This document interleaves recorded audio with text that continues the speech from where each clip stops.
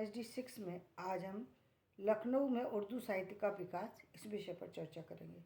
तो लखनऊ साहित्यिक केंद्र लगभग 18वीं शताब्दी के 8वें दशक में बन चुका था। इसका ये अर्थ नहीं कि दिल्ली में उर्दू शायरी का वातावरण ठंडा हो गया, अपितु ये कि लखनऊ में दिल्ली ही के अनेक नामी कविगण एकत्र हो गए। इससे यहाँ का राज दरबार और नगर में शेर शायरी की ऐसी धूम मच गई कि उसके सामने दिल्ली की शोभा निश्चय ही कुछ दिनों के लिए फीकी पड़ गई। सुजाउद्दौला स्वयं कवि तो नहीं था, लेकिन वह कवियों का बहुत आदर और सत्कार किया करता था। उन्हें वह पत्र लिख लिख कर अपने दरबार में शोभा बढ़ाने के लिए आमंत्रित किया करता था।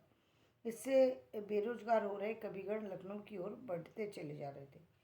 आसफुद्दौला कितने अच्छे कवि थे, इसका पता उनका काव्य संग्रह देखने से लग जाता है। इसी प्रकार गाजीउद्दीन हैदर, नसरुद्दीन हैदर और बाजिद अली शाह की उच्च कोटि के कवि थे।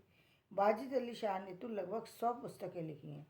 उनमें गद्य और पद्य फारसी और उर्दू दोनों में ही है।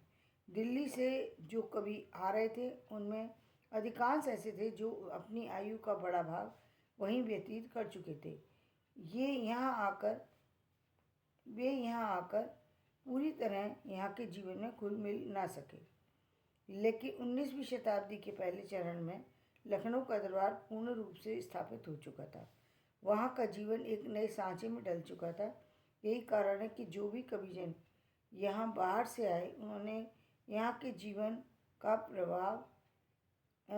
प्रभाव लिया। इसके साथ ही यहाँ के साहित्य को भी प्रभावित किया।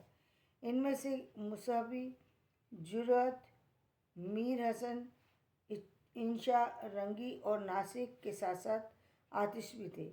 इन सभी ने लखनऊ को उर्दू साहित्य के विकास में आगे बढ़ाने का महत्वपूर्ण कार्य किया।